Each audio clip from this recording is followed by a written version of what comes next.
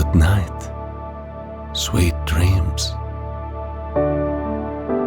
That's what my dad would say to me.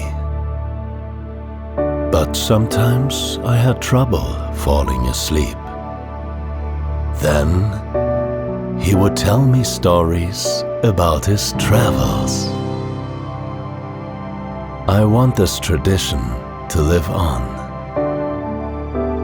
So now, let me share my stories with you.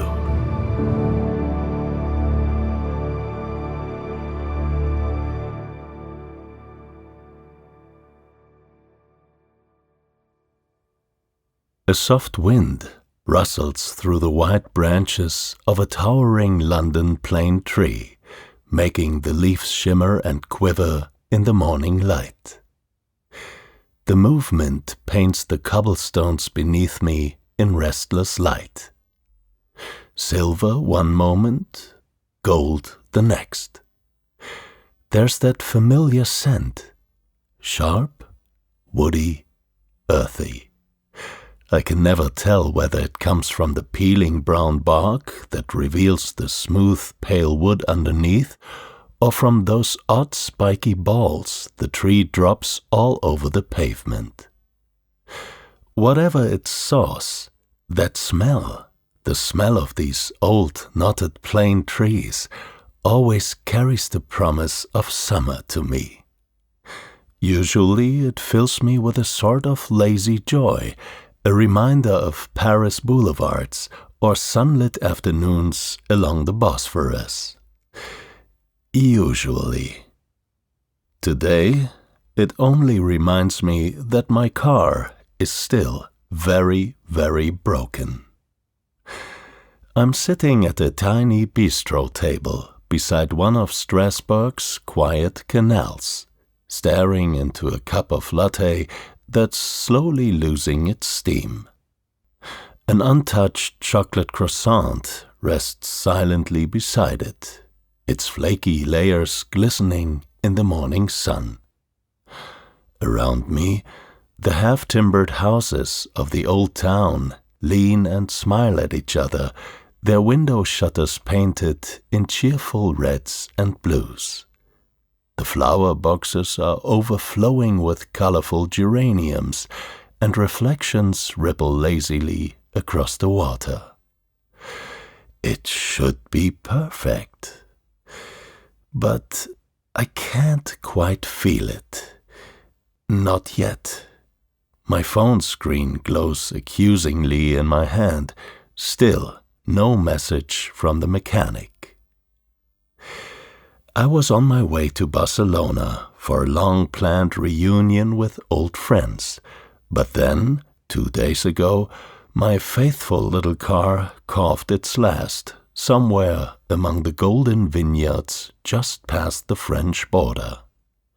The dashboard lit up with a red wrench symbol, never a good sign, and I coasted into the nearest village on a prayer and in neutral gear. By some miracle, a small garage took me in on a Sunday afternoon. The owner smiled and promised, "Pardon, monsieur, we call you tomorrow." Well, tomorrow has apparently been rescheduled indefinitely. I sigh and look down at the steam from my coffee. It wobbles with every tiny breeze. Above me, a pair of jackdaws gossip in the branches. Their croaks echo down the narrow street. Other than that, the city is still. I can even hear the sound of the water in the slow, shallow canal. Suddenly, something shifts inside me. My frustration softens, dissolving into stubborn defiance. What am I doing, sitting here sulking, when the whole of Alsace is waiting just beyond that bridge? If fate has stranded me in wine country, then I might as well enjoy the view. Within the hour, I've checked out of my hotel, stuffed my things into a backpack, and boarded the first bus heading into the hills. I'm not sure where it's going, and frankly, I don't care. What I want is air, space, the feeling of moving again. To walk off the annoyance and maybe to walk myself back into peace. The bus wheezes to a stop in a village called Marlenheim, the northern gateway to the Alsatian wine route. From here, the world suddenly feels brighter. The sun rests warm on the rooftops, making their reddish shingles glow like old copper. The narrow lanes twist and tilt, lined with crooked stone houses that I bet have whispered to each other for centuries. I'm convinced that if houses could gossip, these ones would. As I stroll through, I imagine their conversations. The grand old inn sighs, "Oh, look at that town hall again, all scrubbed up and showing off its geraniums. Thinks it's a chateau now." The baker's shop replies, "Better that than the old alderman's house on the corner. She's moaning about her aching shutters again." I chuckle out loud, and a passing cat gives me a judgmental stare. Leaving the murmuring houses behind, I follow the Mossig, a small river, out toward the open countryside. Its water gurgles over smooth stones, the banks lush with tall grasses and clover leaning toward the current. In a nearby meadow, a stork steps carefully through the green, its red legs gleaming in the sun. Each deliberate stride is a dance of patience, its knees bent backward like some sort of elegant mechanical trick. The bird pauses, spears a frog, and carries on. Efficient, self-assured, very French. I can't help but grin. Even the wildlife here seems to have style.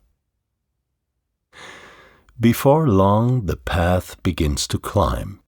The air changes, sweeter now, filled with the scent of warming earth under the August sun. My lungs stretch happily. With each step, I can feel my frustration evaporating in the breeze. The rhythm of walking smooths out everything. By the time I reach the first row of vines, I'm smiling. The vineyards ripple across the hills in neat green furrows, as though some giant hand had combed the landscape into perfect order. Down in the valley, small villages cluster together, each with its own proud church spire keeping watch. Beyond them, the dark forests rise, mysterious, ancient, and somehow inviting. I find a patch of shade beneath a grapevine and sit for a while. The leaves above me glow a bright, translucent green, shot through with sunlight. A few clusters of pale yellow grapes hang low. I pluck one, roll it between my fingers, and taste it. It bursts with sweetness. Summer distilled in a single bite. If only I knew enough about wine to identify the variety. 7 main grapes are grown in Alsace: Riesling, Muscat, Pinot Gris. I could go on, but honestly, it just tastes like happiness. I eat a sandwich of crusty bread and local cheese from my backpack, brush the crumbs from my shirt, and decide to keep walking until I find somewhere to sleep for the night. It's late afternoon by the time I reach the next village. The clock tower strikes 5 with a silvery chime that dances through the quiet lanes. The air smells faintly of stone, dust, and flowers. I pass ivy-covered farm gates, crooked stone walls, and doorways crowned with vines. But strangely, there's no one around, not a single open cafe, and the one guest house in town is fully booked. When I reach the bus stop, I realize I've missed the last bus by 15 minutes. I laugh out loud, because, of course, I have. Just then, an elderly man with an even older dog ambles past. He sees the situation written all over my face and stops. Vous cherchez quelque chose, monsieur? I explain my predicament while his dog gives my shoes a thorough inspection. The man clucks sympathetically. Then he points toward the forest beyond the vineyards. There's another village on the other side. Not far, maybe 2 hours' walk. Plenty of inns there. 2 hours through the woods. The sun is still high and the day feels endless. I thank him, wave goodbye to the dog, and set off once more. Soon the last rooftops disappear behind me, and the world turns green. The forest welcomes me with open arms. The path is soft underfoot, a springy carpet of needles and moss. The scent of pine resin and damp soil wraps around me. Light filters through the canopy in dancing flecks, as if invisible hands were tossing coins of gold through the leaves. It's the kind of forest that makes you believe in fairy tales. For a while I imagine I might meet a gnome or two, or maybe Little Red Riding Hood will pop out from behind a tree, basket in hand. I wouldn't mind sharing a slice of cake and a glass of wine with her.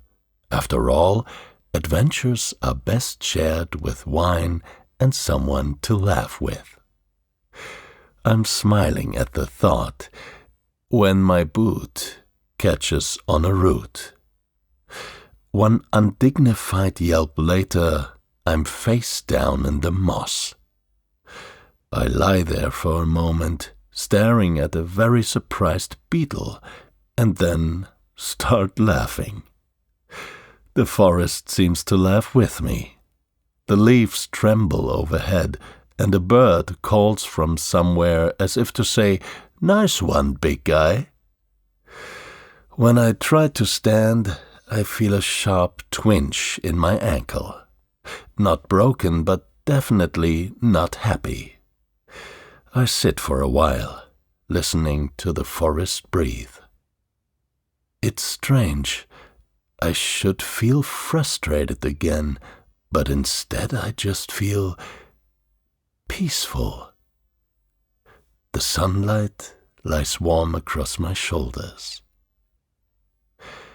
After a few minutes, I pull out my phone. According to the map, there's a road not far from here. I limp toward it slowly, pushing through low branches that smell of sap and living nature. Every step crunches, every breath tastes of pine. By the time I reach the road, my ankle aches, but my spirits are high. Standing at the edge of the asphalt, surrounded by birdsong and shadows, I feel oddly free. No deadlines, no schedules, just the quiet company of trees. The air thickens with the scent of evening and the first cool notes of dusk. Then, faintly at first, I hear the hum of an engine. A green Jeep rounds the corner and slows beside me. The driver, a broad-shouldered man with kind eyes and a short beard, leans out and asks if I need a lift. His accent is pure Alsace, melodic and welcoming. He explains that he owns a vineyard nearby, and he happens to have a guest room free if I'd like to rest for the night. Fate, it seems, still has a sense of humor. I accept without hesitation. The motion of the car lulls me. My rescuer hums softly to himself as we drive through the empty road, the headlights painting stripes of silver across the trees. My eyelids grow heavy, and before long I drift off. When I wake, it's to the gentle crunch of gravel under the tires. We've arrived. A large stone farmhouse stands before us, its windows glowing with soft light. I thank my host, whose name fittingly is Luc. I barely manage a few polite words before entering the guest room and collapsing into the freshly made bed. Dawn comes softly. A rosy light fills the room, and 1,000 birds are already singing outside. When I open the window, cool air rushes in, smelling of dew and grapevines. Beyond the courtyard walls, the vineyards shimmer green in a mist that is rolling down the hills like waves, frozen mid-motion. For a moment, I just breathe. Later, my phone buzzes on the table, a message from the mechanic. The car is ready, but only by tonight, which means Barcelona will have to wait. I sigh, but it's not a heavy sigh this time. Maybe I think it's all right not to rush. During the day, I hardly move from the deck chair in the courtyard, resting my ankle. The chestnut tree above me whispers gently in the breeze. Sunlight drifts slowly across the ground. Bees hum among the lavender bushes. I let the world be exactly as it is. By the next morning, Luc and his wife insist I take a little trip to cheer myself up, to a nearby town called Rikvier. They promise I'll find magic there. And they are right. Rikvier looks like it fell out of a fairy tale. The houses lean at odd angles, painted in deep blue, pale yellow, and rose pink. Wooden beams crisscross the facades like the pages of an old children's book. Every window spills with flowers, and every doorway seems to hide a secret. I wander for hours, losing myself in the maze of crooked alleys and little towers. Brass signs swing gently over medieval doors, painted with grapes, foxes, and golden suns. The air smells of wine, wood, and happiness. By the time I return to the vineyard in the evening, I feel renewed, as though the place itself has pressed my worries into wine and poured them out into the sunset. And then, the final twist in my little odyssey. As I step into the courtyard, I stop short. Under the white chestnut trees, strings of glowing lanterns sway in the warm air. A long table stretches down the center of the courtyard, draped in a white cloth, surrounded by laughter. And sitting there, raising their glasses toward me, are my friends. My dear, scheming friends from Barcelona. They decided 2 days ago to bring our reunion to me instead. I can hardly speak for joy. There are hugs and exclamations, jokes about broken cars and divine timing. The night fills with music and laughter and the clinking of glasses. We share Luc's famous tarte flambée, fresh from his oven, a crisp, flame-baked Alsatian flatbread, topped with cream, onions, and bacon. We drink his wines and tell stories under the glowing lanterns. As the sky deepens from blue to velvet black, the lanterns shimmer silver against the leaves.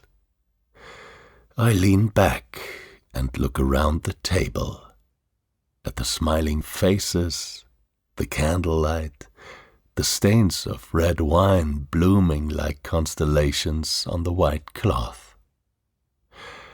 I think about the detours that led me here, the engine light, the jackdaws, the crooked houses, the stork in the meadow. Every delay, every wrong turn, every small misfortune, all of it brought me to this moment. A gentle breeze stirs the tablecloth. The air smells of earth and the sweetness of summer. Later, lying contentedly in bed, I let the memories wash through me. The golden vineyards, the ringing church bells, the cool forests whispering their secrets, the fairy tale streets, the laughter under the trees. Behind my closed eyes, all of it glows softly in the dark. I smile, the same way I did when I first tasted that grape under the August sun. And I think that perhaps the car breaking down was the best thing that could have happened. I breathe in the scent of lavender from the courtyard below.